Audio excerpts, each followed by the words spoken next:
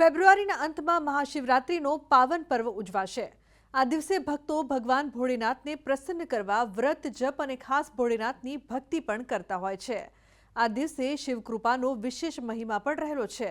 તો ચાલો જાણીએ કે તમારી મનોકામના પૂરી કરવા માટે કઈ વસ્તુઓનો ભોગ લગાવવો જોઈએ મહાદેવને, જેથી આપના પર ખાસ વરસે મહાદેવની કૃપા।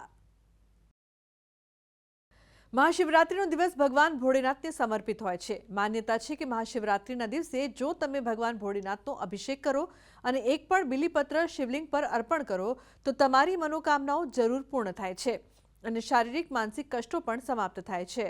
મહાશિવરાત્રિના દિવસે ભગવાન ભોળેનાથની 4 પ્રહરની પૂજા કરવામાં આવે છે। મહાશિવરાત્રિના દિવસે પૂજા આરાધનાના મહત્વ સાથે ભોગનું પણ વિશેષ મહત્વ છે। જો મહાશિવરાત્રિના દિવસે ભગવાન ભોળેનાથને મનપસંદ ભોગ અર્પણ કરો તો ભગવાન ભોળેનાથ પ્રસન્ન થાય છે।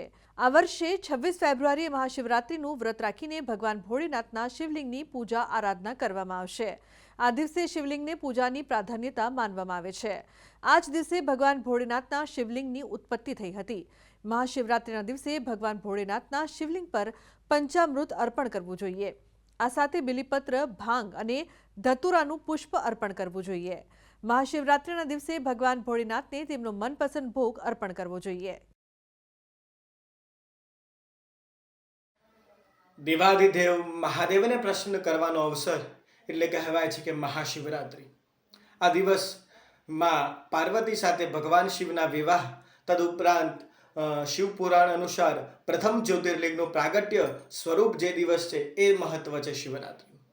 ભગવાન શિવ પ્રસન્ન થાય તો સરસ શ્રેષ્ઠ પ્રકારનું લગ્ન જીવન, શ્રેષ્ઠ પ્રકારની સુખાકારી અને સમસ્ત સુખોનું કલ્યાણ, સુખોની પ્રાપ્તિ આપણને શિવની કૃપા થકી પ્રાપ્ત થાય છે। એમાં પણ વિશેષ કરીને ભગવાનને જે ભોગ, જે નૈવેદ્ય હોય છે એની વિશેષ ચર્ચા બતાવેલી છે। એટલે કહેવાય કે દૂધથી બનાવેલ દ્રવ્ય અર્પણ કરવા જોઈએ। આગળ શક્કરિયાનો શીરો હોય, પછી તમે ભગવાનને ભાંગ દ્વારા પણ ભગવાન શિવ અતિ પ્રસન્ન થાય છે। આગળ વાત કરવામાં આવે તો માલપુવા, આ જે પ્રસાદ છે એ ભગવાન શિવને અર્પણ કરવામાં આવે તો ભગવાન શીઘ્ર પ્રસન્ન થાય છે। સવારથી લઈ અને બીજા દિવસે સવાર સુધી ભગવાનની આ શ્રેષ્ઠ ભક્તિ કરી શકાય। ભગવાનને જલ પય મિશ્રિત કરી અને કાળા તલ નાખી ઓમ નમઃ શિવાય મંત્રનું ઉચ્ચારણ કરી અને રુદ્રાભિષેક કરી શકાય છે, લઘુરુદ્ર કરી શકાય છે। તમે જે કામનાથી ભગવાનની ભક્તિ કરો છો અવશ્ય ભગવાન સદાશિવ આ દિવસની ભક્તિનો સ્વીકાર કરી અને સમસ્ત જીવોનું કલ્યાણ કરે છે। તો આજના અમારા આ અહેવાલમાં બસ આટલું। ફરી મળીશું એક નવી અને મહત્વપૂર્ણ જાણકારીની સાથે, પરંતુ આ વિડીયોને આપ ખાસ લાઈક કરજો અને વધુમાં વધુ શેર કરજો। નમસ્કાર।